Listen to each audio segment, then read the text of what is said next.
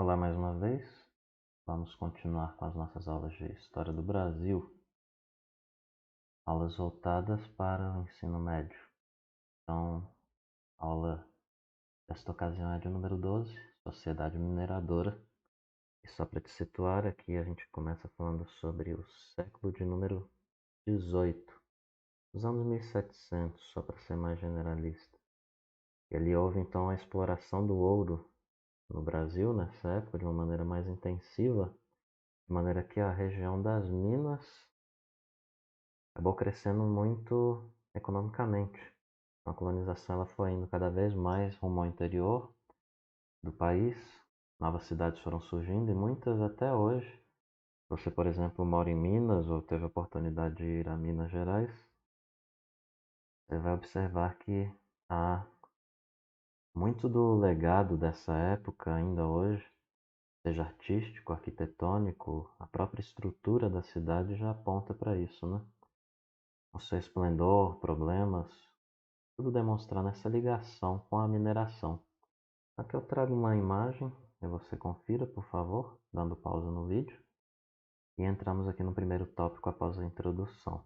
Então, no fim do domínio espanhol, por volta de 1640, por volta não, sendo específico, né?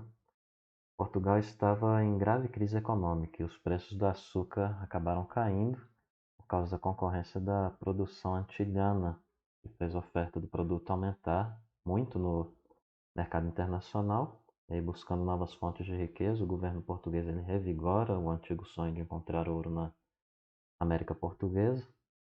A data e o local dos primeiros achados, infelizmente, não sabemos, mas as descobertas iniciais do ouro de aluvião ocorreram nos vales dos rios das Mortes e Doce, na região de Minas Gerais, entre aí 1693 e 1695.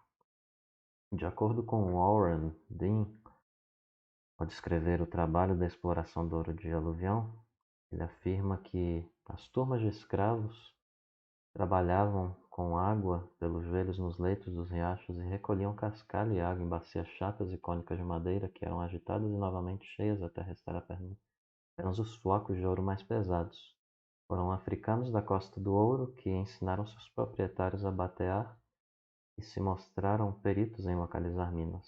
Nos anos de 1730, a trabalhosa e insalubre atividade de batear não era mais lucrativa em várias minas. Os arrendatários agora dragavam os riachos maiores com caçambas primitivas e desviavam riachos menores para pesquisar meticulosamente seus leitos. Feito isso, empreendia-se a lavagem das aluviões, riachos eram impelidos contra suas margens. A degradação provocada pela mineração foi mais intensa nas planícies aluviais cheias de cascalho e nos fundos dos rios. Registrou-se que os rios Sabará e das Velhas começavam a tornar-se lamacentos devido à lavagem de aluviões. O Rio das Velhas aqui até, ele é próximo que, se não me falha a memória, próximo da região de Montes Claros, norte de Minas. Quem geralmente faz a viagem por baixo de Brasília a Montes Claros, pela rodovia, se não me falha a memória, passa nesse rio. E aqui temos uma imagem e o outro tópico. A notícia da descoberta de ouro foi espalhada rapidamente, muitos acabaram indo para a região das Minas. Além da população colonial, muitos portugueses emigraram do reino para a colônia em busca do ouro, e por ter uma população pequena, o governo de Portugal acabou lançando um decreto em março de 1720, restringindo a imigração para o Brasil. Enquanto a gente chegando então à região passou por várias transformações. A Corrida do Ouro ela impulsionou o surgimento de vilas, de cidades, como Vila Rica, que é a atual Ouro Preto, Ribeirão do Carmo, que é a atual Mariana, e São João del Rei e Sabará. E a população de Minas continuou crescendo no século conhecido como século do Ouro, né? O século de número 18, vai de 1701 a 1800. Em 1786, estima-se que a região ela já tinha aí cerca de 394 mil habitantes, que correspondiam a cerca de 15% da população total da colônia na época. Então, você dê uma pausa, interprete o mapa aí, por favor. Vamos a mais um tópico, em busca do ouro. E aqui na obra intitulada Cultura e Opulência do Brasil, o jesuíta italiano André João Antonio, que viveu no Brasil no século XVIII, ele fala sobre a busca do ouro naquele período da seguinte maneira: a sede insaciável do ouro estimulou tantos a deixarem suas terras e a meterem-se por caminhos tão ásperos como são os das minas, que dificultosamente se poderá dar conta do número de pessoas que lá estão. Cada ano vem nas frotas quantidades de portugueses e estrangeiros para passarem as minas das cidades, vilas, recôncavos e sertão do Brasil, vão brancos, pardos, pretos e muitos índios de que os paulistas se servem. A mistura é de toda a condição de pessoas, homens e mulheres, moços e velhos, pobres e ricos, nobres e plebeus. A vinda de milhares de pessoas para a região das minas acabou gerando problemas. Paulistas, que foram os descobridores do ouro de Minas, de acordo com alguns estudiosos, se sentiam no direito de explorá-lo com exclusividade. Já os não paulistas, vindos de outras partes da colônia, e os portugueses, vindos da metrópole, também queriam apoderar-se das jazidas descobertas recentemente. Então a tensão ela cresce quando os portugueses passam a controlar o abastecimento de mercadorias para a região. Assim ocorreram entre paulistas e portugueses conflitos violentos que ficaram conhecidos como Guerra dos Emboabas. Essa imagem aí se deve à falta de muitos paulistas chamarem os portugueses de emboabas, que é uma palavra de origem tupi, significa aves de pernas emplumadas. Então era uma referência, de acordo com Charles Boxer, às botas que os portugueses usavam, em contraste com os paulistas que andavam descalços pelo matagal. Então depois o termo ele passa a ser usado para se referir de maneira injuriosa aos oponentes dos paulistas, com o sentido de forasteiro, pessoa que vem de outra região. Os forasteiros eles chamavam os paulistas de bandoleiros, sem lei. Um dos principais líderes dos emboabas foi Manuel Nunes Viana, pecuarista, comerciante, e liderou tropas contra os paulistas, vencendo-os em Sabará e Cachoeira do Campo. Então, o conflito ele chega ao fim em 1709, em um lugar que fica conhecido como Capão da Traição, onde muitos paulistas são mortos por tropas emboabas. Depois os paulistas eles organizam uma vingança e, de acordo com Laura de Melo e Souza, depois de 2 anos e 5 meses de confronto, chegava ao fim aquela guerra e não teve ganhadores. E entre as consequências dessa guerra, eu destaco aqui o controle da metrópole, buscando evitar outros conflitos. O governo português ele interveio na região e passou a exercer firme controle administrativo e fiscal das minas, elevação de São Paulo à categoria de cidade, por determinação de Dom João V, aquilo que era chamado de Vila de São Paulo, elevado à categoria de cidade, criação da capitania de São Paulo e Minas do Ouro, desmembrada então do Rio de Janeiro, a nova capitania, criada em 1709, seria dividida outra vez em 1720 nas capitanias de São Paulo e Minas Gerais. Descoberta do ouro, o último ponto que eu coloco aqui, em Mato Grosso e Goiás. Então, com o fim da guerra, os paulistas eles passam a buscar novas jazidas de ouro em outros lugares do Brasil. O resultado, então, é a descoberta do metal nas regiões atuais do Mato Grosso e Goiás. E a data aqui é 1718 e 1726, respectivamente. Sendo que esses territórios pertencentes, na época, à capitania de São Paulo. E a riqueza das minas, devemos destacar também que pertencia à coroa portuguesa, que concedia datas, isto é, lotes, aos mineradores para explorarem o ouro. E o trabalho nesses lotes era realizado por escravos em locais chamados lavras. E percebendo então no ouro a possibilidade de revigoração da economia, o governo português ele acaba organizando um rígido esquema administrativo para controlar a região mineradora. E aí o principal órgão dessa estrutura administrativa portuguesa era a Intendência das Minas. Criada em 1702, o órgão era responsável por tarefas como distribuição de datas para exploração do ouro, fiscalização da atividade mineradora, julgamento de questões referentes ao desenvolvimento dessa atividade e cobrança de impostos pela exploração das jazidas, principalmente. Então, os mineradores eles deviam pagar ao governo português um tributo correspondente a 1/5, 20%, de qualquer quantidade de metal extraído. Então, com o tempo, a expressão quinto ela passa a designar popularmente o próprio imposto. E no começo da exploração mineira, o ouro em pó ou em pepitas, era aquele que circulava livremente pela região das minas, o que dificultava a cobrança de impostos sobre o ouro extraído e acabava favorecendo o contrabando. E para resolver esse problema, o governo português ele proíbe a circulação do ouro em pó e em pepitas e cria ali por volta de 1720 as casas de fundição.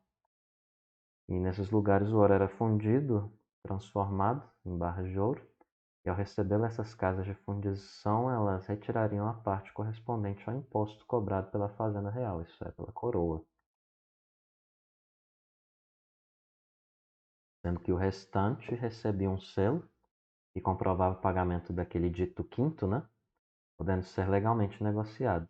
Era então o ouro quintado, ou seja, do qual já foi extraída a quinta parte, os 20% que a coroa portuguesa tomava para si, né? Daquilo que era colhido pelas pessoas.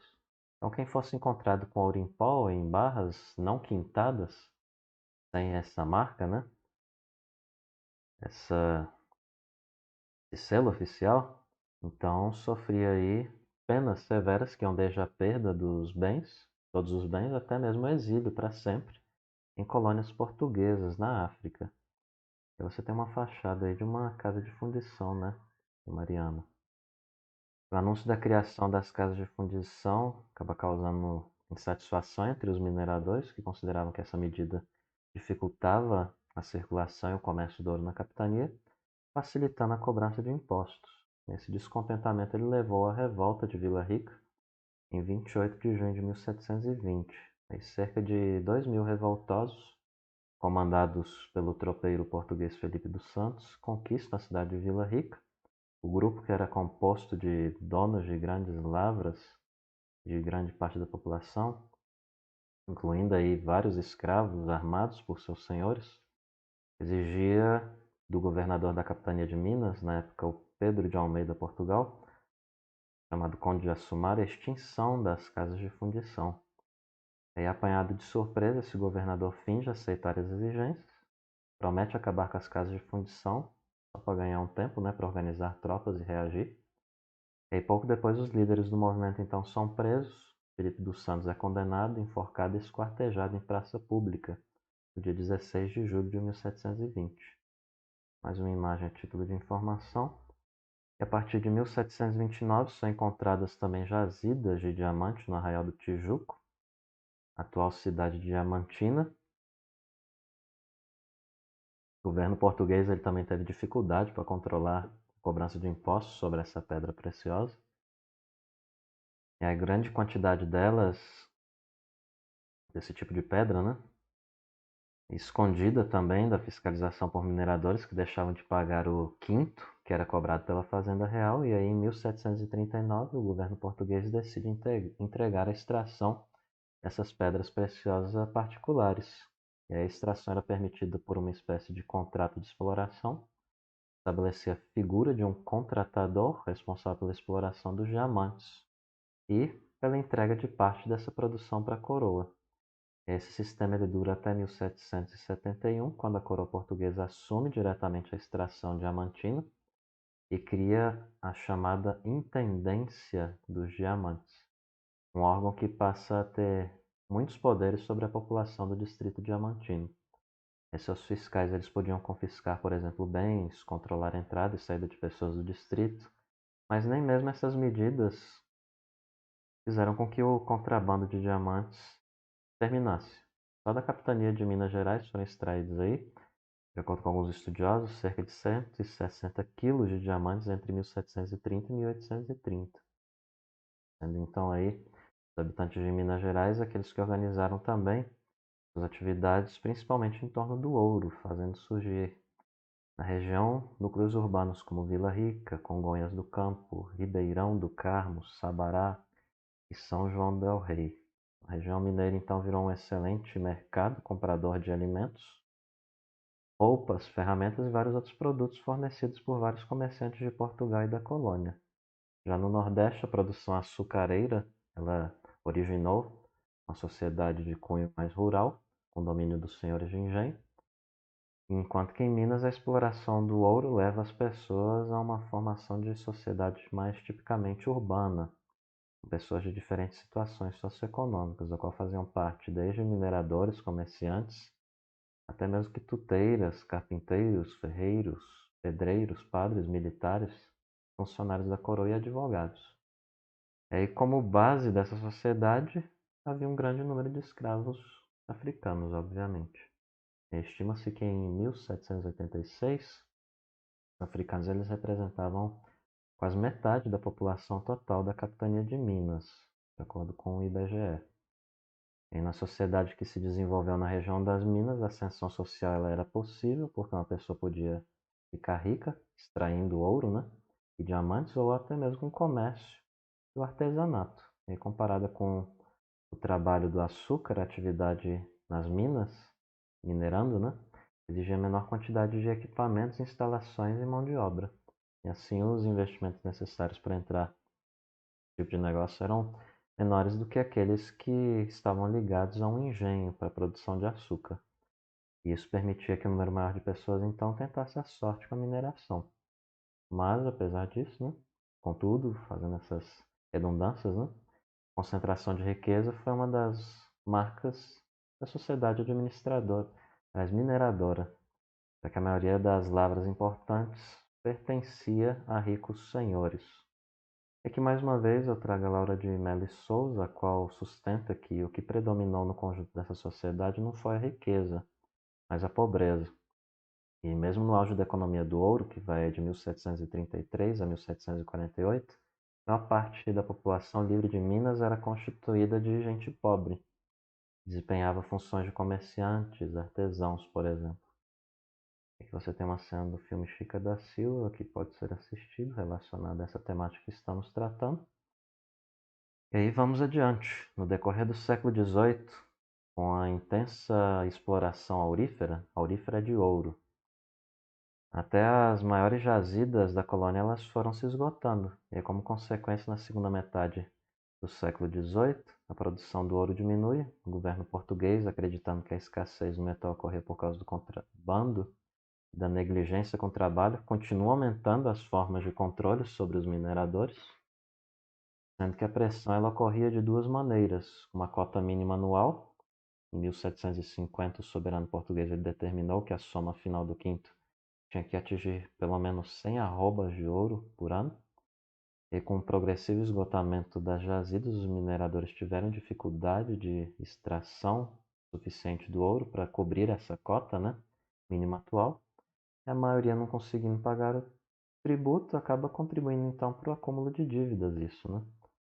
E outra questão aqui é a derrama. Em 1765, como consequência, o governo português decreta essa derrama. O que é isso? Cobrança de todos os impostos atrasados. Então, na execução da derrama, as autoridades elas não pouparam nem mineradores pobres, que acabaram perdendo os poucos bens que tinham. A insatisfação contra o peso desses tributos acabou despertando um clima de revolta em vários setores da sociedade colonial mineira. E foi o caso do movimento conhecido como Conjuração Mineira, que se encaixa nesse contexto aqui. E aqui temos as principais consequências, então, da exploração do ouro, falando agora, né? No Brasil do século de número 18. Desenvolvimento das artes. Muitos usaram as suas riquezas para incentivarem as artes durante o ciclo do ouro. E não é de se admirar que o primeiro movimento literário brasileiro significativo, o arcadismo, tenha surgido em Minas, expresso aí, por exemplo, na obra de Cláudio Manuel da Costa e Tomás Antônio Gonzaga. E, além disso, também nessa capitania surgem aí no campo das artes plásticas as primeiras grandes figuras do barroco, como o Antônio Francisco Lisboa, mais conhecido como Aleijadinho. Tem muitas obras espalhadas aí pelo estado de Minas. E Manuel da Costa Taide, conhecido como Mestre Ataíde. Além dos principais representantes da música colonial, como Emérico Lobo de Mesquita, Francisco Gomes da Rocha e Inácio Parreira Neves. A expansão territorial e populacional, o ouro ele atraiu muitas pessoas para o interior do território brasileiro, que favoreceu o desbravamento e povoamento do sertão, havendo então uma maior integração entre as capitanias, que antes eram bastante isoladas entre si, e isso aqui também ajudou também no aumento da população, né? E durante o século do ouro, o número dos colonos cresce aí 11 vezes praticamente, quase, né? Dizem alguns historiadores, passando em algumas estimativas aí, tem variações, de 300 mil habitantes em 1700 para 3,25 milhões de habitantes em 1800. Você tem também a mudança da capital. Em 1763, a capital da colônia ela é transferida de Salvador para o Rio de Janeiro, que acaba refletindo o deslocamento do centro econômico do Nordeste, açucareiro para a região mineira do Sudeste, mineradora do Sudeste, Rio de Janeiro com seu porto marítimo, mais perto dessas áreas mineradoras, acaba favorecendo o transporte do ouro, e a mudança também facilita a comunicação com a metrópole, essa mudança. E as revoltas coloniais, questões em torno de exploração de ouro, acabam contribuindo para a oposição entre interesses aí de colonos do governo português. Intensificação do controle por parte da metrópole contribui para setores da classe dominante colonial se rebelarem, assim, entrar em rebelião, melhor dizendo, contra Portugal, e também para que várias revoltas fossem organizadas na região das Minas. E sempre vem essa questão aqui quando a gente estuda, né? Com quem ficou o ouro brasileiro? Então, a produção aurífera brasileira ela foi significativa nos primeiros 60 anos aí do século XVIII. Nesse período, a quantidade de ouro explorada no Brasil foi maior do que em toda a América Espanhola, em quase 4 séculos, vão dizer alguns estudiosos. E a quantidade do metal aí, né, extraída na colônia portuguesa corresponde a cerca de 50% de toda a produção mundial entre os séculos XV e XVIII. Aí você tem um gráfico com a produção do ouro no Brasil no século XVII, a título de informação, como que cresceu e foi caindo. A riqueza não ficou na colônia, obviamente, né? Nem foi usada para seu desenvolvimento. A região das Minas ela apresentou um vigor econômico e cultural, como a gente vê até hoje, né? Nas ruas, igrejas e construções da época, nessas cidades típicas. Mas isso é apenas uma pequeníssima parte da produção aí, da extração, né, do ouro e das minas. Lembrando que Portugal não foi o único beneficiado pela extração do ouro da colônia brasileira, já que não superou totalmente a sua crise econômica em que mergulhou depois do domínio espanhol, ali por volta de 1580 a 1640.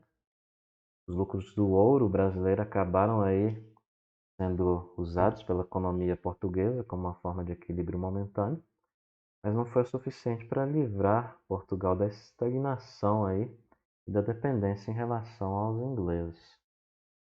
E há estudiosos que consideram que a maior parte do ouro brasileiro foi para a Europa, servindo para o enriquecimento de outras nações. Acredita-se também que grande parte aí do ouro brasileiro foi para a Inglaterra, que passou a dominar a economia portuguesa por meio de vários acordos, como já falamos em algumas ocasiões.